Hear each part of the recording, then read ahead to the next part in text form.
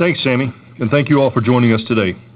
We had a strong close to fiscal 24, delivering $13.6 billion in revenue for the fourth quarter, coming in above the high end of our guidance range, and $53.8 billion in revenue for the year, coupled with growth in annualized recurring revenue, remaining performance obligations, and subscription revenue. We also generated excellent margins boosted by Splunk. Our gross margin of 67.5% was the highest for Cisco in 20 years. We saw steady demand as we closed the year, with total product order growth of 14% and growth of 6% excluding Splunk, indicating that the period of inventory digestion by our customers is now largely behind us as we expected. We've also been investing to accelerate critical innovation in key areas, with HyperShield and HyperFabric for AI being two outstanding examples. With Splunk now part of Cisco, we believe we have an unmatched capability to unlock the full power of the network with market-leading security and observability solutions to deliver even greater value for our customers. We have hit the ground running since we brought the Splunk and Cisco teams together, integrating powerful new customer solutions and beginning to realize early synergies. We know that our biggest competitive differentiator is the power of our full portfolio.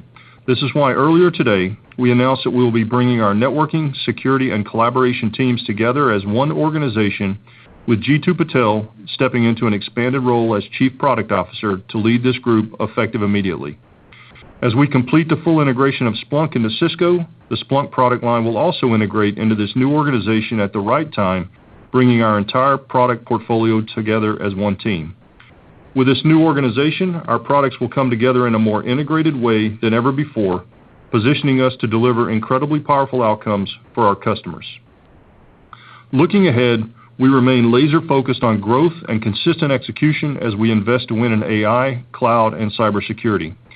To focus on these key priority areas, today we announced a restructuring plan to allow us to both invest in key growth opportunities as well as drive more efficiency in our business. Now let me share some details on our fourth quarter. We delivered solid performance in Q4, with revenue coming above the high end of our guidance range. Strong operating leverage across our business once again drove non-GAAP margins above the high end of our expectations, resulting in earnings per share also coming in above the high end of our guidance range. We continue to focus on growth and our recurring revenue streams. Annualized recurring revenue, remaining performance obligations, and subscription revenue all showed solid growth, and subscriptions made up 56% of our revenue in the quarter. We also continued to deliver on our commitment to consistent capital returns. In Q4, we returned $3.6 billion in value to our shareholders through share repurchases and cash dividends, bringing the total to $12.1 billion in value returned in fiscal 24, or 119% of free cash flow. In terms of customer demand, as I mentioned earlier, we saw steady demand in Q4. This resulted in double-digit product order growth across all geographies and strength in all customer markets despite persistent macro uncertainty. Public sector demand was particularly strong worldwide, driven by federal spending in the U.S. and strength in APJC. Enterprise demand returned to strength in the quarter, with solid performance in the Americas and EMEA, and even stronger results in APJC. We signed several Please, if everyone could tap the like button, we've got enough people watching to get this YouTube video suggested so the world can learn about Cisco. We want to do that. It's a great business. Tap the like button. Let's share it out. Thank you. AI applications. I'd like to highlight one of the largest deals we signed in the quarter with a leading global logistics company to advance their efforts in creating the world's most flexible, efficient, and intelligent logistics network. Cisco's technology platforms across switching, routing, security, and observability will enable our customer to automate network operations with cutting-edge innovations like AI-powered robotics and unmatched supply chain visibility. We also signed our first cross-portfolio agreement that includes Splunk with a major automotive company in this quarter. AI is transforming every aspect of our customers' IT environments. They need to modernize their infrastructure, harness the full power of AI and data, and improve their cybersecurity posture, all while building agility and resiliency across their entire digital footprint. Our customers continue to put their trust in Cisco, and we are very well positioned to be their strategic partner for this era. In service provider, while our telco and cable customer demand remained muted overall amid continued industry-wide pressure, We saw strength in EMEA, driven by investment in AI operations and autonomous networks by service providers to help them monetize their B2B offerings. We are also encouraged to see signs of stabilization and improved performance in web scale in terms of pipeline and demand with double-digit order growth. To provide some incremental color, let me share some data on demand through the lens of our products. Excluding Splunk, security product orders grew double digits. Collaboration product orders grew double digits. In our networking portfolio, data center switching also saw double-digit product order growth. And enterprise routing, campus switching, and wireless orders were also strong, with wireless orders greater than 1 million, up more than 20% year over year as customers look to enhance their office environments. Across the breadth of our portfolio and global customer base, our product order results demonstrate strengthening demand as our customers focused on their next top priority technology investments. While customers continue to ruthlessly prioritize their investments, our product order results demonstrate that our customers continue to look to Cisco as they focus on their most important technology initiatives. Now turning to look at our product categories in more detail. We saw revenue growth in security and double-digit growth in observability year over year, excluding Splunk, as customers look to enhance their digital resilience with Cisco's technologies. We've had extremely positive feedback from customers with early access to Hypershield, the first truly distributed AI-native cybersecurity solution built into the fabric of the network. Hypershield furthers our vision for the Cisco Security Cloud, which is expected to deliver the industry's most comprehensive, unified platform with end-to-end solutions, making it easier for our customers to protect against evolving threats, and we look forward to making it available this fall. Our new security solutions, XDR and Secure Access, are continuing to gain strong traction. We added over 230 new XDR customers in Q4. Early in the quarter, we announced the integration of Cisco XDR with Splunk Enterprise Security, and at the Black Hat Cybersecurity Conference earlier this month, we announced the availability of Talos Incident Response for Splunk customers, enabling access to the full suite of proactive and emergency services to help prepare for, respond to, and recover from a breach. We also continue to capitalize on the multi-billion-dollar AI infrastructure opportunity. We have now crossed $1 billion in AI orders with web-scale customers to date, with 3 of the top 4 hyperscalers deploying our Ethernet AI fabric, leveraging Cisco-validated designs for AI infrastructure. We expect an additional $1 billion of AI product orders in fiscal year 25. As I shared at our Investor Day in June, this momentum is being fueled by multiple use cases in production with the hyperscalers, several of which are in AI. In addition, we have multiple design wins with roughly 2/3 of these in AI. Over and above the web-scale AI opportunity, we believe we are well-positioned to be the key beneficiary of AI application proliferation in the enterprise. Our HyperFabric AI cluster solution, created with NVIDIA, helps our enterprise customers build infrastructure to run generative AI models and inference applications. The on-premise solution will guide users from design to validated deployment to monitoring and assurance when it becomes available later this fiscal year. We are also enhancing our own productivity by using AI in our services and customer experience organization. We have a robust AI and automation framework that touches at least 50% of our service requests. In addition, we are incorporating AI assistants into our products so that our customer and partners have efficient options to access support. Before I hand it over to Scott, I want to take a moment to thank our teams for all their hard work to close out the year and their relentless focus on our customers. In closing, while we're pleased with our performance in a dynamic environment, we know we have to drive strong execution to be successful in the growing markets we serve. We believe this will result in strong growth and profitability as we enter fiscal 2025. I'll now turn it over to Scott to provide more detail on the quarter and our outlook. Thanks, Chuck.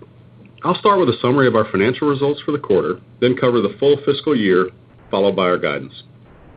Our Q4 results reflect solid execution with strong margins and strength in orders as customer buying patterns begin to return to normal. For the quarter, total revenue was above the high end of our guidance range at $13.6 billion, down 10% year over year, comparing against our strongest quarter ever in the fourth quarter of fiscal 23. Splunk contributed approximately $960 million in revenue for the quarter, in line with our expectations. Non-GAAP net income was $3.5 billion. Non-GAAP earnings per share was above the high end of our guidance range at 87 cents. The interest impact from financing the Splunk acquisition more than offset the positive operating impact of Splunk. The net effect was a negative impact of 4 cents on non-GAAP earnings per share for the quarter. Looking at our Q4 revenue in more detail, total product revenue was $9.9 billion, down 15% as we moved through the final quarter of customer inventory issues, and services revenue was $3.8 billion, up 6%. Networking, our largest product category, was down 28% when compared to our Q4 '23 networking revenues, which benefited from near record shipments of excess backlog. Security was up 81%, including the benefit from Splunk. Excluding Splunk, security grew 6%, driven by competitive wins and growth in SASE and double-digit growth in network security. Collaboration was flat, driven by growth in our cloud calling and CPaaS offerings, offset by declines in meetings and devices. Observability was up 41%, driven by growth in our observability suite, our Splunk observability offering, and Thousand Eyes Network services. Excluding Splunk, observability grew 12% for the quarter. Looking at our recurring metrics, ARR ended the quarter at $29.6 billion, which increased 22% due to continued strong performance and contribution from Splunk. These factors also drove our product ARR growth of 43%. Without Splunk, ARR was $25.3 billion, up 4%, and product ARR was up 9%. Total subscription revenue increased 17% to $7.7 billion, which now represents 56% of Cisco's total revenue. Without Splunk, total subscription revenue was up 2%, representing 53% of Cisco's total revenue. Total software revenue was up 15% at $5.3 billion, with software subscription revenue up 25%. 92% of our total software revenue was subscription-based. Without Splunk, software revenue was down 5% due to declines in perpetual license software as we move to more subscription-based software arrangements. Software subscription revenue was up 2%. Total RPO was $41.0 billion, up 18%, due to both strong organic performance and the addition of Splunk. Product RPO grew 27%. Total short-term RPO was up 17%. Without Splunk, RPO was $37.5 billion, up 8%, with product RPO also grew at 8%. As Chuck said, Q4 product orders were up 14% year over year. Excluding Splunk, product orders were up 6% year over year, indicating the period of inventory digestion by our customers is now largely behind us. Looking at our product orders across our geographic segments year over year, Americas was up 15%, EMEA was up 12%, and APJC was up 16%. In our customer markets, public sector was up 20%, enterprise was up 13%, and service provider and cloud was up 5%. Total non-GAAP gross margin came in at 67.9%, up 200 basis points year over year, and exceeding the high end of our guidance range. Product gross margin was 67.0%, up 150 basis points, largely driven by Splunk and favorable product mix, offset by price. Services gross margin was 70.3%, up 280 basis points. Non-GAAP operating margin came in at the high end of our guidance range at 32.5%. Shifting to the balance sheet, we ended Q4 with total cash equivalents, and investments of $17.9 billion. Operating cash flow was $3.7 billion. Consistent with our capital allocation strategy, we returned $3.6 billion to shareholders, comprised of $1.6 billion for our quarterly cash dividend and $2.0 billion of share repurchases. We took advantage of market conditions to increase our share repurchases during the quarter. Turning to the full fiscal year, we delivered strong margins and increased our operating leverage.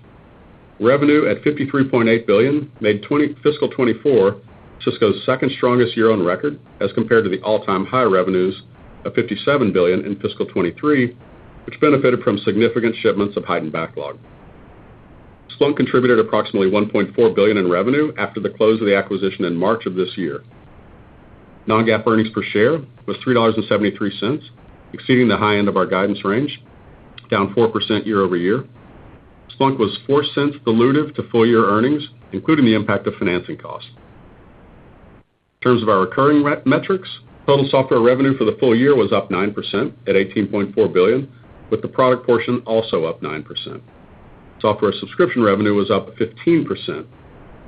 89% of total software revenue was subscription-based. Without Splunk, total software revenue was up 1%. Total subscription revenue was $27.4 billion, an increase of 11%. Without Splunk, total subscription revenue was up 6%. As Chuck mentioned, total non-GAAP gross margin was 67.5%, up 300 basis points and the highest in 20 years. On the bottom line, non-GAAP net income was $15.2 billion. Operating cash flow was $10.9 billion.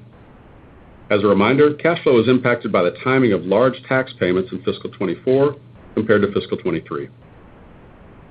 In the year, we returned $12.1 billion in value to shareholders through cash dividends and share repurchases. It was comprised of $6.4 billion in quarterly cash dividends and $5.8 billion of share repurchases. We increased our dividend for the 13th consecutive year in fiscal 24, reinforcing our confidence in the strength and stability of our ongoing cash flows. To summarize, we executed well in Q4 and the fiscal year. We exited the year with order levels improving as customers largely completed the implementation of record Cisco product shipments. Further, as Chuck mentioned, we are realigning our expenses to better capture the opportunities ahead. As part of our announced restructuring plan, we expect to impact approximately 7% of our global workforce with total estimated pre-tax charges of up to $1 billion. Turning to our financial guidance. For fiscal Q1, our guidance is as follows. We expect revenue to be in the range of $13.65 billion to $13.85 billion. We anticipate the non-GAAP gross margin to be in the range of 67% to 68%. Non-GAAP operating margin is expected to be in the range of 32% to 33%. Non-GAAP earnings per share is expected to range from 86 cents to 88 cents. And in Q1, we're assuming a non-GAAP effective tax rate of approximately 19%. For fiscal year 25, our guidance is as follows. We expect revenue to be in the range of $55 billion to $56.2 billion. Non-GAAP earnings per share is expected to range from $3.52 to $3.58. And we're assuming a non-GAAP effective tax rate of approximately 19%. Sammy, let's now move into the Q&A. Thank you, Scott. Before we start the Q&A portion of the call, I would like to remind analysts to ask one question and a single follow-up question. Operator, can we move to the first analyst in the queue? Thank you. Our first caller is Meta Marshall with Morgan Stanley. You may go ahead. Great. Thanks so much. Chuck, I just wanted to maybe start with you in terms of what you're seeing in terms of budget prioritization from customers. Clearly, they're coming out of a digestion period, but just any sense of how they're balancing different enterprise or initiatives, particularly trying to balance AI initiatives. And then maybe second, just for Scott, is the full RIF embedded in the fiscal 25 guidance? Just any clarification. Thanks. Thanks, Meta. Yeah, I would say, if you look across the portfolio, just if I go around the world a little bit on the demand side, from a geographic perspective, it was very balanced. Americas and Europe up 6, Asia up 8. All these numbers are excluding Splunk that I'm going to talk about real quickly. The segments, enterprise was +3, cloud and SP was +2, and then public sector was +15. And so we saw a pretty balanced strength there. But across the technology portfolio, it was incredibly balanced. So we saw double-digit growth, as we said, in security, double-digit growth in collaboration. And then in the networking space, I think it's important to point out the switching business and the enterprise switching and the enterprise routing businesses were both up high single digits, and the wireless business was up double digits. And again, I think Scott had in his remarks that the number of $1 million transactions in wireless alone was up 20% year over year. So we saw super balanced demand across the portfolio.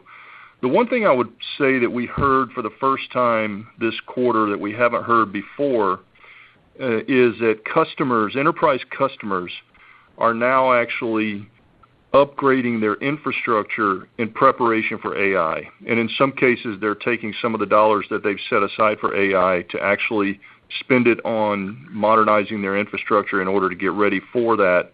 And you saw that with some of the examples we gave in these platform sales. The large logistics company that we have that actually bought, the cross-portfolio solution, the whole platform, Cisco platforms, and they're looking to enable AI-powered robotics, AI-powered supply chain visibility, et cetera. So we think we're beginning to see customers actually prepare for AI applications, even though in many cases they may not know the full range of what they will be deploying, but they know they need to be ready. So that's kind of what we saw. And Mita, I want to make sure I got your second question right. Did you say is the full risk embedded in fiscal 25 guidance? Just the layoffs that were announced, just whether that is fully embedded, the savings from the 7% cut are embedded in the fiscal 25 guidance. Yeah, it is, and it's a good place to kind of explain in a little bit more detail what that action is about. It's not about cost saving, so the answer is yes, it's embedded in the guide. But it's much more about finding efficiencies across the company so that we can pivot more resources, much like we did last year, into the fastest growth areas within the company, which are pivoting more into AI, pivoting more into cloud, and pivoting more into cybersecurity. So think of it more as reallocating versus being in pursuit of cost savings. But yes, it's all built into the guide. Yeah, Mita, I would just add on that one that we actually are shifting hundreds of millions of dollars into AI networking for cloud, into AI infrastructure, silicon, and cyber. So it's a meaningful shift. But we feel like the market's moving so quickly we have to do that. Thank you, Mita. Operator, next question. Thank you. Tal Liani with BofA Securities. You may go ahead, sir. Hi, guys. The last question a little bit stole my thunder, but I want to ask it anyway.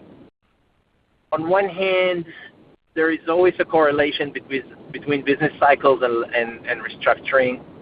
And here you see a company that is improving on all fronts with orders growing, and still you're announcing a major 7% restructuring. Is there anything in the environment that makes you more cautious? Is there anything that drives the timing of this restructuring ahead of what is expected to be a good year? So I'm wondering, what can we learn from your view on the environment given the timing of restructuring? And let me make I'll ask. Oh, I'm sorry. Go ahead. Okay. I'll just ask my second question together. It's a quick one.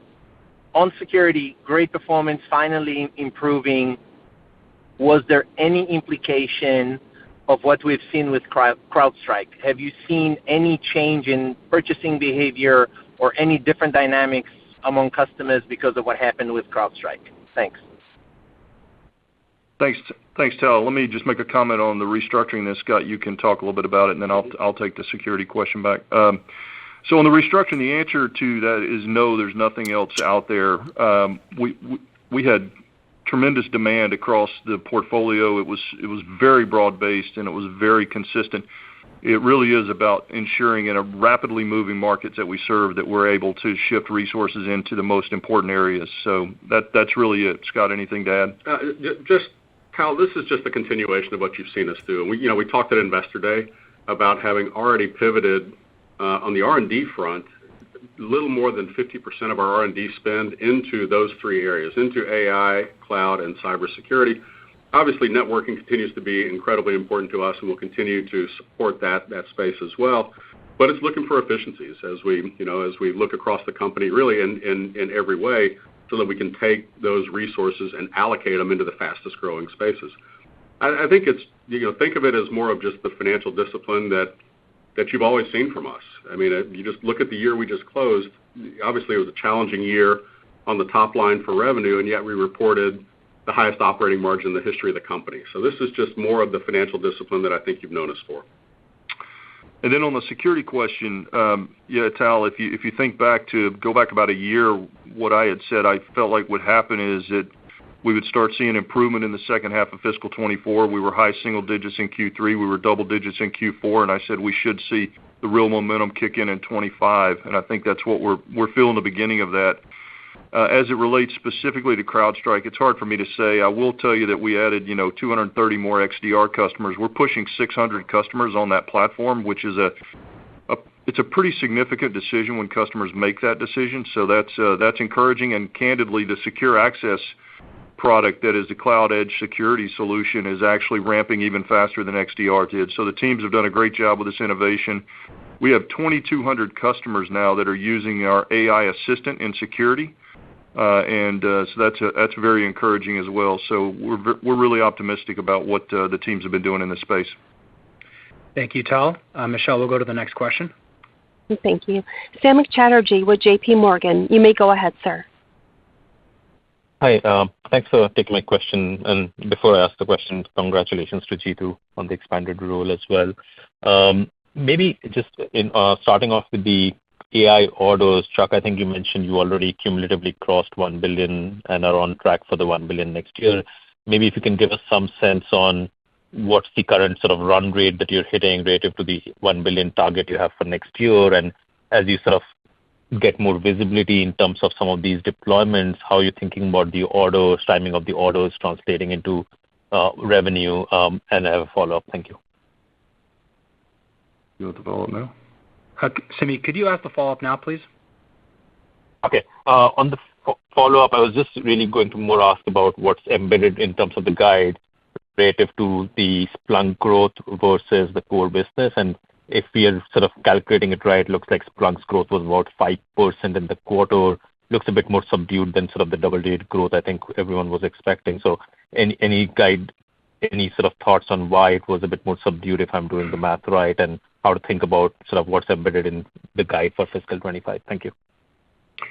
Yeah, so on the AI orders, we did talk about the fact that we crossed $1 billion to date in the web scale space, which is solid. And at the Investor Day, we talked about the number of design wins we've had, which are wins where we have received the go-ahead from these customers that they're going to go with us, assuming we execute and deliver on the design as they have spec'd it. And so, we're only 2.5 weeks into the year, so it's hard to say right now how those are going to flow throughout the balance of the year. But I will say that one of the absolute largest players in this space actually told us last week that they are releasing orders in one of those design wins. So one of those design wins will start to generate orders in the near future.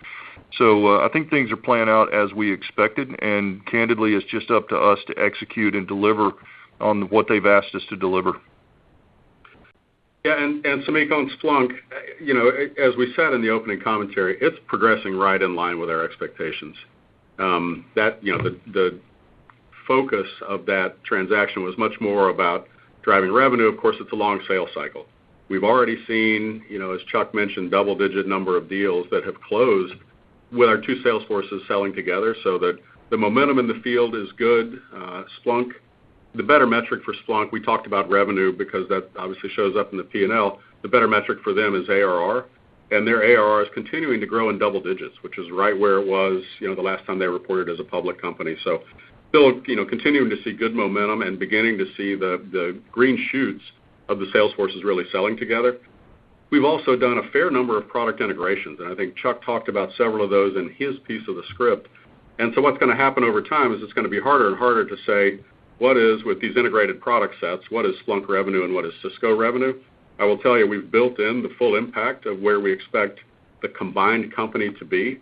But I think defining, longer term, how much of that is allocated to historical Splunk and how much of that's allocated to historical Cisco is going to get tougher and tougher. So what I'd tell you is it's performing well. We're already seeing good signs of the sales forces selling together, and it's built into the guide. Yeah, I think that's really important, Scott, because we said that Splunk typically has a 6 to 9 month sales cycle, and we closed I think over 10 of these cross-sell deals that were worked between the Cisco sales force and the Splunk sales force last quarter, which was promising. And we also, as I said in my comments, we did the first cross-portfolio agreement that would have traditionally been a Cisco offer to one of our largest customers in the U.S., and we actually transacted it with Splunk included in that. So we're beginning to see what we would have expected at this point, and maybe even a little ahead of what I would have expected at this point. Thank you, Samik. Michelle, we can move to the next question. Thank you. George Notter with Jefferies. You may go ahead, sir. Hi, thanks very much, guys. I wanted to ask about putting the organization together, networking, security, collaboration. Can you talk a bit about what's driving that integration? I assume you're going to talk about the need for products to be integrated, especially as we leverage AI, leverage big data sets. But can you walk through kind of the precise motivations driving it? Thanks. Yeah, George, thank you. You nailed it, actually. You could answer it for me. I think if you look at what our biggest competitive differentiation is in the marketplace, it's really when we do deep cross-integration across the portfolio and we're delivering on a platform strategy for our customers. And I felt like with the pace at which the AI revolution is moving and what our enterprise customers need from us, and candidly, as security and networking continue to become more tightly intertwined, I just felt like it was important for us to have a single leader. And if you look at what G2 has accomplished in his 4 years here, when he took on the collaboration business originally, I think everybody remembers what the portfolio was like then versus what it's doing now with double-digit growth this quarter. And obviously in the security portfolio, he's done exactly as we had expected. And I think we have a great networking team, and I think his focus on execution, innovation, and sense of urgency, I think, is going to be really welcome there. And so we look forward to seeing what the teams accomplish and the innovation that they'll deliver in the future. Thank you. Thank you. Thank you, George. Michelle, can we move to the next question? Thank you. Amit Daryanani with Evercore ISI. You may go ahead, sir. Yep. Good afternoon. Thanks for taking my question. I guess maybe to start with, Chuck, your commentary around customer demand patterns kind of getting back to normal, the orders showing positive growth, all sound really good. Maybe you just contrast that and help us frame that versus your guidance for overall revenues being up 3%, inclusive of Splunk. There's always this fear that Cisco is losing shares. So maybe you can just talk about how to think about your revenue growth, what headwinds you have for maybe backlog normalization that should be factored into this 3.5% revenue guide. That would be really helpful to sort of understand. And then, perhaps just as a follow-up, Scott, can you just quantify what sort of cost savings are you expecting from this reduction program? I realize none of this will flow to the bottom line. It sounds like you want to invest it back in the business. But just to frame it up, what sort of savings on a gross level maybe you expect from these cost reduction initiatives? Thank you. Yeah, Amit, on the first one, we've talked about this in the past. The headwind that we have for fiscal 25, we talked about this back at the on the Q3 call and again at our Investor Day.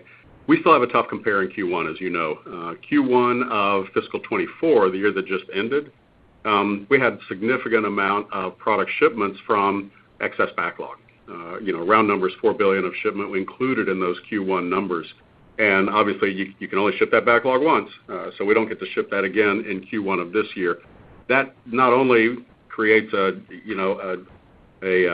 dislocation in what the growth rates are for Q1, but it impacts the entire year as well. One of the things that we talked about on the last call was if you looked at our growth rate of the core business and said X backlog and X Splunk, you can do the pencil math and see what is that growth rate, and it's in that same range that we gave you for the long-term growth rate. So that's what's kind of underneath the positive news that we're seeing around demand returning to normal patterns, but then the headwind that creates to revenue growth for the year in the guide.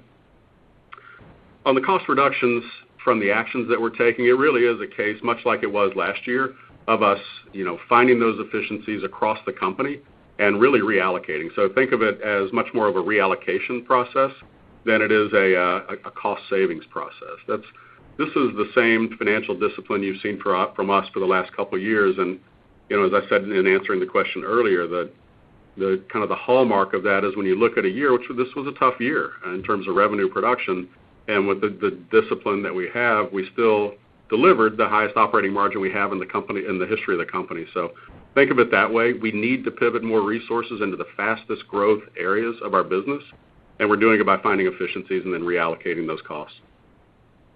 Thank you, Amit. Michelle, we can move to the next question. Thank you. Simon Leopold with Raymond James. You may go ahead, sir. Great. Thank you for taking the question. I'm I'm interested in maybe unpacking a little bit of the $1 billion of incremental AI orders you talked about for fiscal 25. And what I'm sort of trying to understand is, are you looking at this as sort of more of the same, meaning very similar in the customer mix and product mix of the first $1 billion, or are we expecting the beginning of maybe enterprise adoption for inferencing, or what's the nature of that incremental $1 billion? And then my follow-up is quick and probably one that might be a little bit trickier to answer, but what are you budgeting for fiscal 25 OpEx? I think we're all trying to get to that one way or another. Thank you. Thanks, Simon. So I'll take the AI one. I would say that it doesn't have a meaningful amount of enterprise built into it. We are beginning to see the enterprise pipeline build a bit, but it's mostly predominantly the same thing that we've talked about in the past, which is a web scale infrastructure space. So if the enterprise picks up materially somewhere along the way, then that number could be higher. The other thing I'd point out is I also believe over time it's going to get more and more difficult to really identify orders that are AI related, because as I said earlier, we're beginning to see enterprises now that are updating their infrastructure as a result of AI. So does that count as an AI order or not? But anyway, we're going to stay pretty pure to how we've measured them so far as we continue to update you on these numbers. But I think that's how it's going to play out over the course of the year.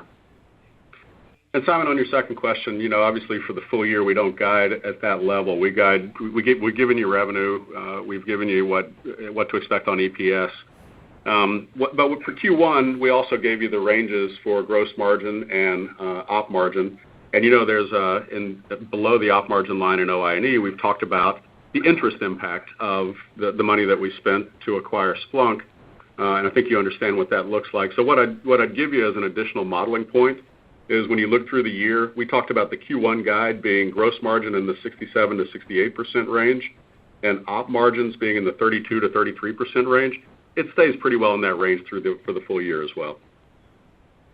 Thank you, Great. Simon. Thank you. Michelle, we can move to the next question. Mm-hmm. Thank you. Matt Nicknam with Deutsche Bank. You may go ahead.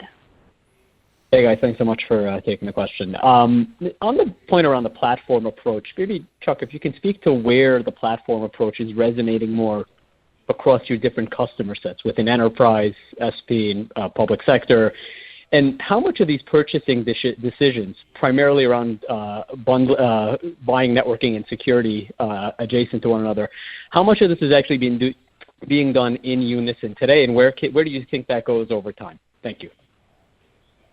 Yeah, thanks, Matthew. I think that, look, these are happening primarily in the large enterprise and in the large public sector customers. That's where we see it. And in the quarter, we had large enterprise and large public sector customers that actually executed on these 9-figure deals. So it's happening across, a broad array of customers in different industries.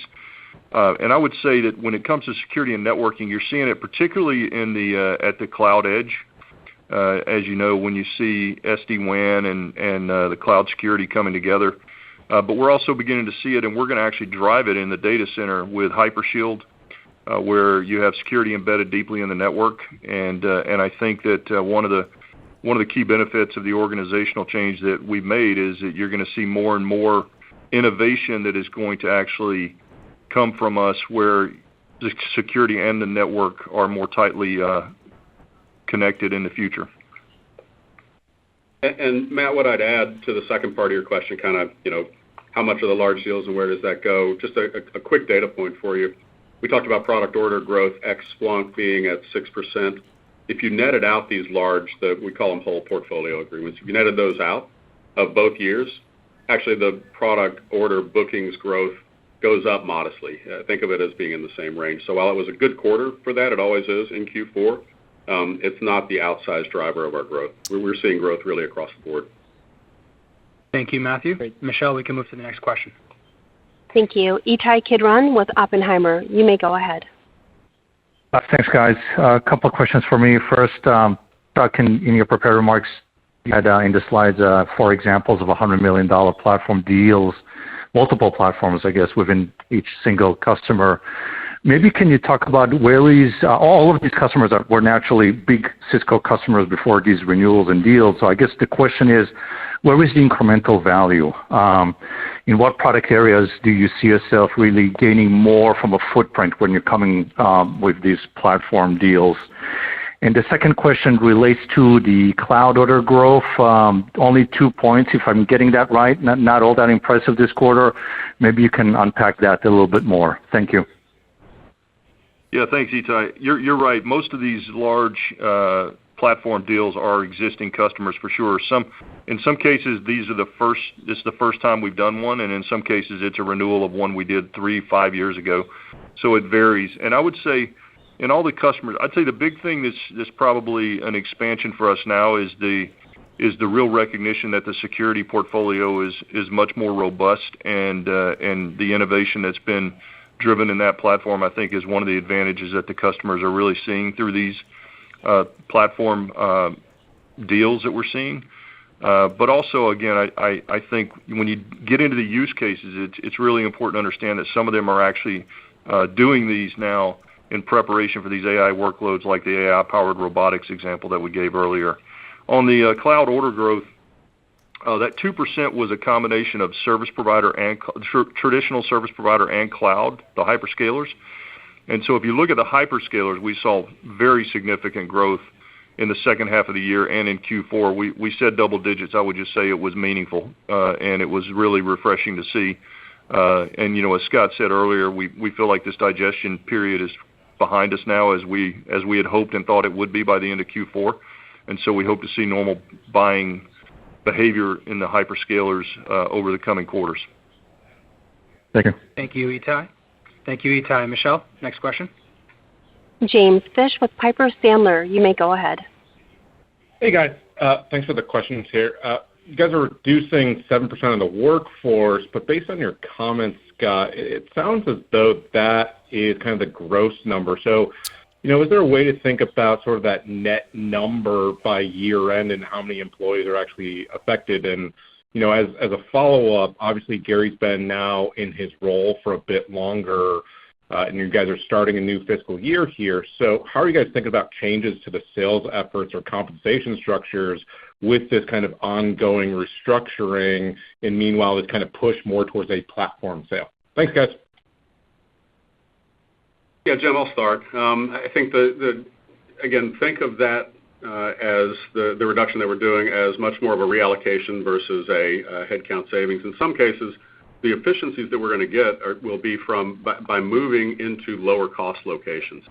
So it's not as easy to do the math to say, like, hey, if you were 90,000 heads before and 7%, I expect you to be at whatever the math works out to. Some of that is not going to be just a one-for-one headcount change. It's going to be savings that come by putting more work into lower cost locations. So I don't think the math is going to help you as you try to build out your model. Yeah, I think from Gary's perspective, he's not on the call with us today, but I think he's focused on we're putting in cross-sell incentives for Splunk on the Cisco sales force. We're going to incent the security sellers inside Cisco. We're looking at the Splunk sales force over time being able to sell the security portfolio from Cisco. But he's focused on simplicity. He's focused on more frontline quota-carrying reps. He's focused on investing in more capacity in the enterprise space where these platform deals are more prevalent, more systems engineering, and a real doubling down on the focus on core networking and infrastructure. So I think you're going to see a real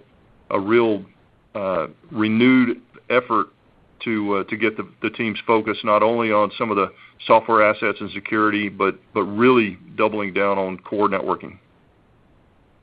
Thank you, Jim. Michelle, we can move to the next question. Thank you. Ben Reitzes with Melius Research. You may go ahead. Hey, guys. Thanks for the question. I wanted to ask you, Chuck, a little bit more about the getting ready for AI, the uptick in orders where you see folks getting ready.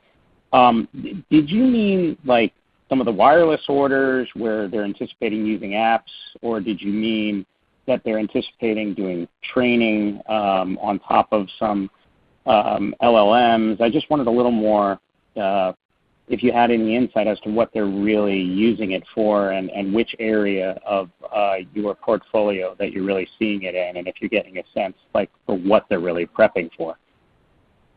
And then, and then my follow-up is just with regard to NVIDIA. So a follow-up there is, with regard to your orders, it sounds like enterprise is small with regard to the AI orders, but wondering if you're seeing any interest in the NVIDIA partnership yet. Thanks. Thanks, Ben. So on the enterprise AI, what I would say is some customers like these platform deals that we talked about, they're buying the entire portfolio to refresh their infrastructure to actually, because they have applications that they've already identified, like the ones we were referencing earlier. In other cases, they are updating their data center infrastructure and their core network infrastructure to be ready for smaller training models on their own private data and or inference. It just varies across the board. And I think, to be honest with you, that a lot of customers would tell you that we're not really sure exactly what the applications are going to look like, but I know one thing for sure is that I need to have a modern and up-to-date infrastructure to be prepared for that. So I'm just going to go in and see where do I need to make those investments. In some cases, I may need to update my switching infrastructure. In some cases, it may be new wireless.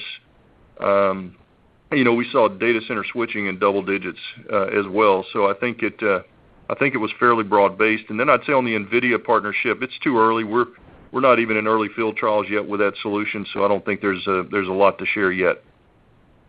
Thank you, Ben. Okay, thanks Michelle, a lot. we can move to the next question.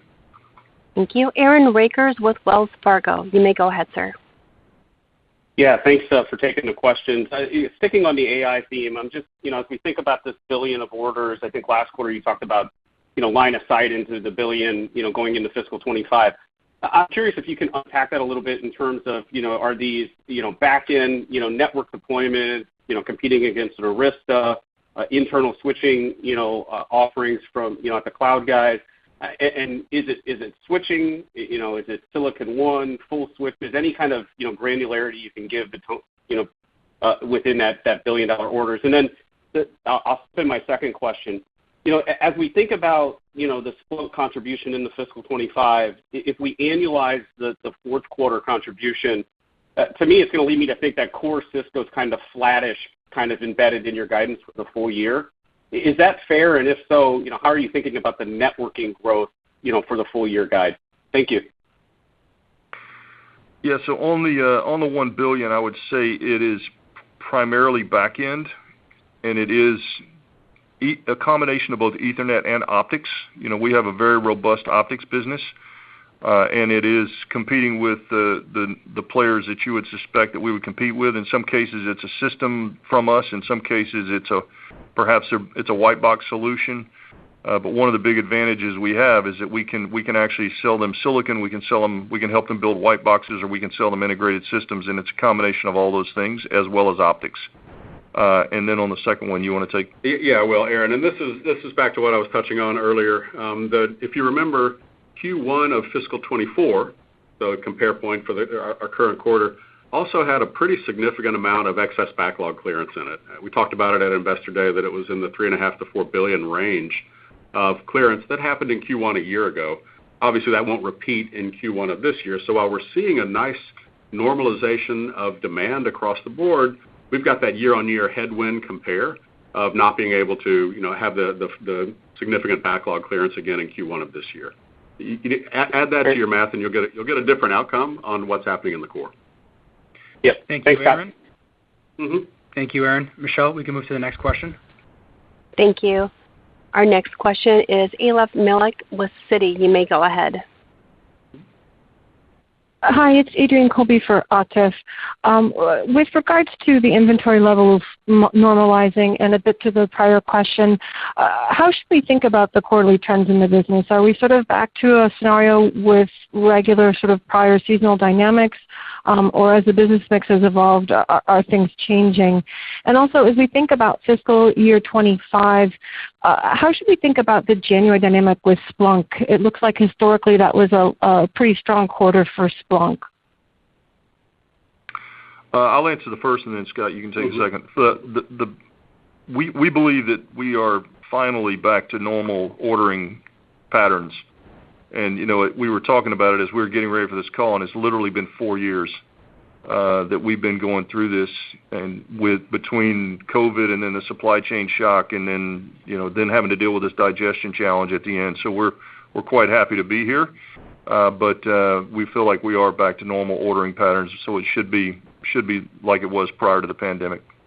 Scott? Yeah, and on the January dynamic on Splunk, like most enterprise software companies, not only do they get back-end loaded into what was previously their fourth quarter, the January quarter that you talked about, but they also get very back-end loaded within that quarter to the very end of it, right? And you see that with almost all enterprise software companies. The one bit of normalization that we've had to do is we brought Splunk in. Our fiscal quarters don't actually end on the last day of the month. They end on the last Saturday of the month of that quarter. And so there's typically a tail of 2 or 3 days that would be the normal end of the Splunk quarter that doesn't fall into the end of our quarter. So it'll be a muted impact on our second, that January quarter is our second quarter. It'll have a muted impact because we'll lose 2 or 3 days, which are 2 or 3 big days out of our Q2. Some of that will bleed over into Q3 for us. Thank you, Adrian. Michelle, we can move to the next question. Thank you. Karl Ackerman with BNP Paribas. You may go ahead. Yes, thank you. You indicated that inventory digestion for hyperscale and enterprise networking is largely behind you. Though, Scott, I think you noted in general that price was somewhat of a headwind to product revenue in the quarter. Could you speak to the rate of change in the improving order visibility since the beginning of this year? In other words, has visibility improved from 3 months to, say, 6 to 9 months? And then second, do you anticipate the pricing environment stabilizing or improving from here as you look to your fiscal 25 revenue outlook? Thank you. I would say on the ability to look out and see the demand side, notwithstanding some unforeseen shock, I think the teams are back to their normal visibility. I think that I'm trying to even remember what it was. It's been so long ago since we had it, but I think they clearly have much greater visibility over the next 90-day period. That's we've seen that the last couple of quarters, and obviously with this final Q4 where we think that the issue is behind us, I think going forward you'll see it, and I think we'll continue to see greater visibility into the outer quarters relative to where we were over the last couple of years. Yeah, and on price stability, Karl, if you got to go back a ways, as Chuck just said. But if you go back to where we were before the supply chain issues, and then, of course, the price increases that we had to put in place because our costs went up significantly, and then it took a while, as you remember, for those price increases to turn into orders, those orders to work through the backlog and get shipped out. We've now sort of lapped the point where we've gotten to price stability, so expect to see price impact back where it's always been historically. It's typically, every deal we do is a competitive deal, all right? And so there's always some price competition around that, but expect it to be in the range that it was historically, somewhere in that anywhere from 0.5% to 1.5% per quarter. Thank you, Karl. I now want to hand it over back to Chuck for some closing remarks. Thanks. I want to thank all of you for joining again today. We appreciate you being with us. I want to thank our teams, our customers, and our partners for helping us with a strong finish to the challenging year. As we stated, we think the inventory digestion is complete, and we're now returning to a more normalized demand environment. I'm encouraged by the broad-based demand that we saw in the quarter and the continued progress we're making with our customers around AI and particularly cybersecurity, as well as core networking, and beginning to see that it is actually getting a lift from AI in the enterprise space. We're very pleased with the progress we've made with Splunk, with the early traction and some of the wins.